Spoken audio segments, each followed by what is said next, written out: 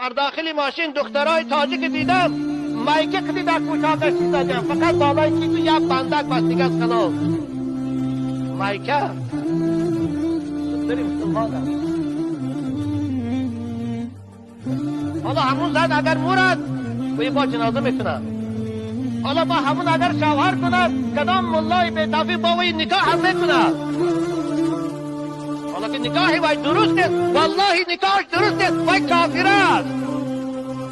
درا که پوشیدن بدن این فرض است، نصف قطعی کنی ثابت می‌کند. قرآن میگه اعوذ بالله من الشیطان الرجیم ولیضربن بخمرهن علی جیوبهن.